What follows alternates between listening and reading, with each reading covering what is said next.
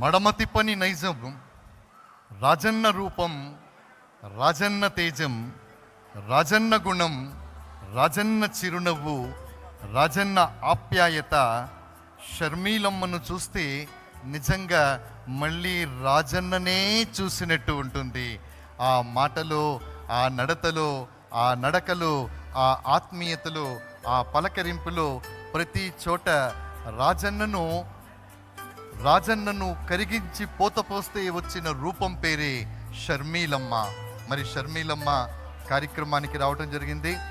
వారు సాధారణంగా వారిని స్వాగతం పలుకుతూ తెలంగాణ రాష్ట్ర ముఖ్యమంత్రి వర్యులు గౌరవ అనుమల రేవంత్ రెడ్డి గారు, ఉప ముఖ్యమంత్రి వర్యులు, అలాగే తెలంగాణ కాంగ్రెస్ రాష్ట్ర వ్యవహారాల ఇన్ఛార్జ్ దీపాదాస్ మున్షి గారు, ఉప ముఖ్యమంత్రి గారు, ఇతర మంత్రులు, లోక్సభ సభ్యులు, వారంతా కూడా మరి కాసేపట్లో సభాస్థలికి రాబోతున్నారు.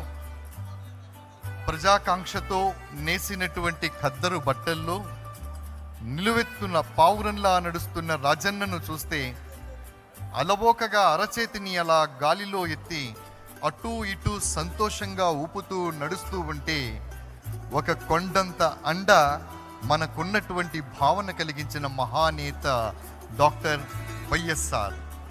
ఒక విలక్షణమైనటువంటి నాయకుడిని ప్రతిపక్షం కూడా మెచ్చుకునేలా తన వ్యవహార శైలితో జీవితం గడిపినటువంటి ఒక మహానేత డాక్టర్ వైఎస్ రాజశేఖర్